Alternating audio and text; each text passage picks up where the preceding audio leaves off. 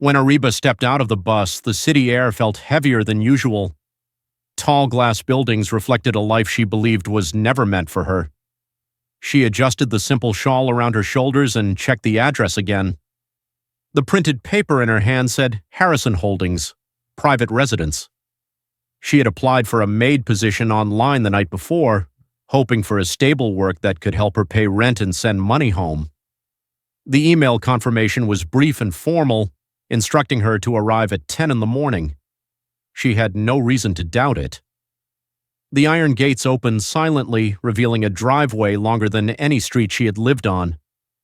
Her heart pounded, but she reminded herself that work was work, no matter how grand the place looked. Inside, the house felt more like a museum than a home. Polished floors, soft lighting, and calm silence surrounded her. A well-dressed woman greeted her and guided her toward a waiting room. "Please, take a seat. Mr. Harrison will see you shortly," the woman said politely. Ariba nodded and sat down, clutching her worn handbag. Around her were other women, each dressed elegantly, their confidence clear in the way they spoke and smiled. Ariba felt out of place instantly. She glanced at her plain clothes and lowered her gaze. Maybe they're applying for office jobs, she thought. Moments later, a tall man entered the room. His presence was calm but commanding. He wore a tailored suit and carried himself with quiet confidence. This was Adam Harrison, a billionaire known for building an empire from nothing.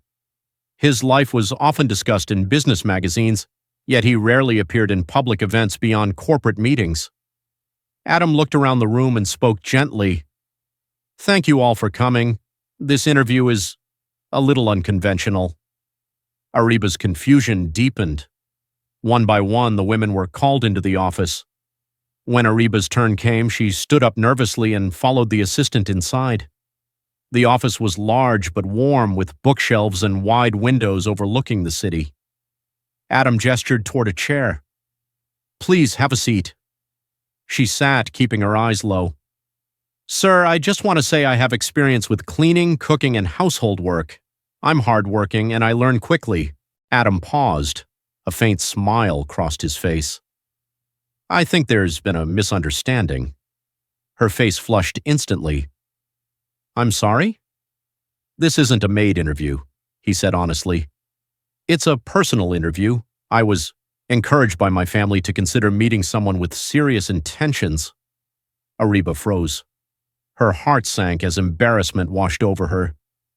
"I'm so sorry, sir. I must have applied to the wrong listing. I didn't mean to waste your time." She stood up quickly, her hands shaking. "Please wait," Adam said softly. "You didn't waste anything." She hesitated. He leaned back slightly, studying her expression, not with judgment but curiosity. "You came here honestly, looking for work. That says a lot. Would you like to sit for a moment and talk?" Ariba slowly sat down again. She didn't understand why, but something about his tone felt safe. They talked, not about wealth or status, but about life.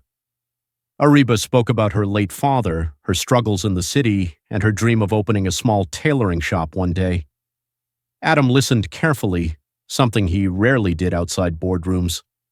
For the first time in years, he wasn't being admired for his success.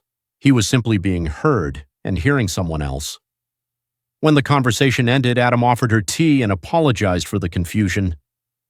"If you're still looking for work," he said, "I do need help managing my personal library and home office.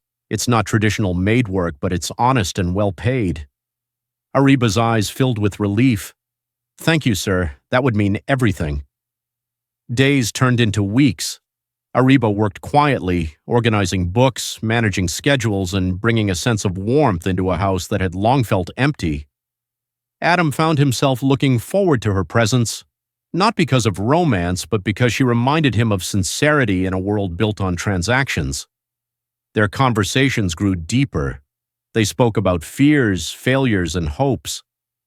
Adam shared how success had cost him friendships and peace. Ariba shared how poverty had taught her patience and strength.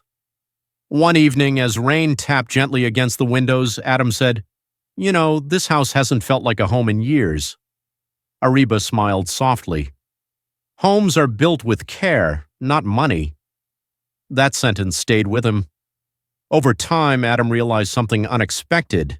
He admired her resilience, her honesty, and the way she remained herself in every situation. Ariba, on the other hand, saw past his wealth. She saw a man who carried loneliness behind success. When Adam finally admitted his feelings, it wasn't dramatic or rushed. It was respectful, careful, and honest.